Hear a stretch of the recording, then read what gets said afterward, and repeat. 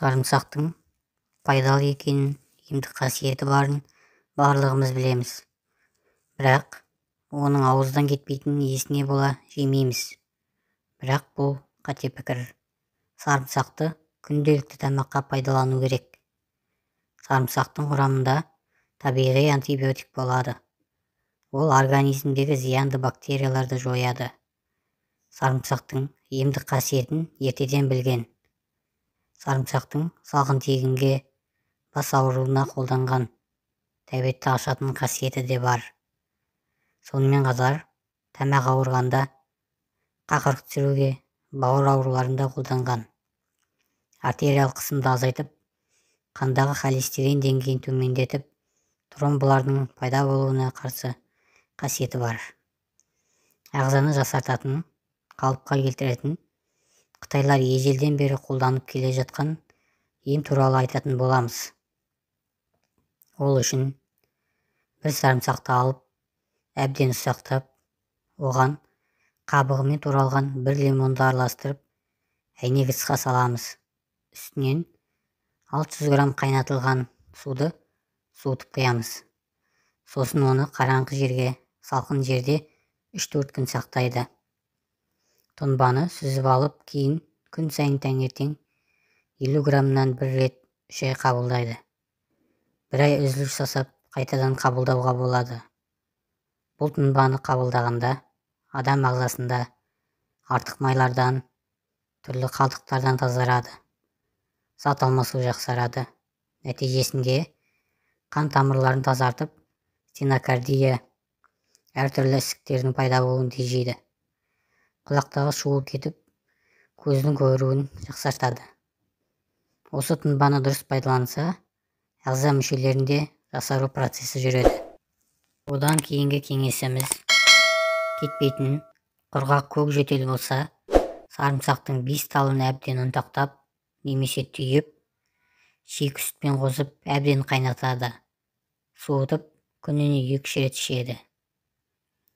Үшінші кеңесіміз: тыныс алу жүйесі ауруларына, тұмауға қолдану үшін жарты лимонды қабығымен ұсақтап турап, табақшаға салады.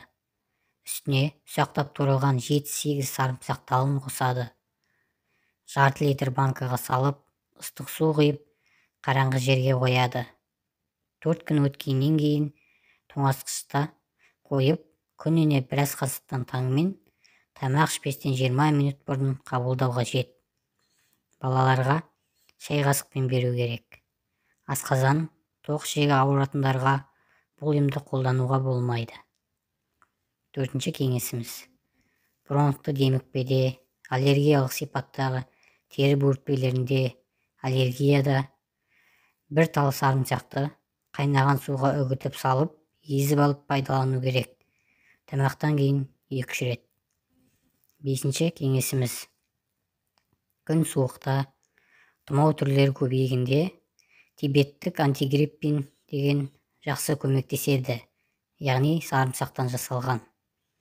Әзірлеу әдісі қарапайым. Оны sarımsақ пен спирттен жасайды. Тибеттіктер әр 5 жылда бір рет ерекше тәсілмен дайындайтын осындай тұнба суық тиюден болатын аурудың кез келгеніне ем.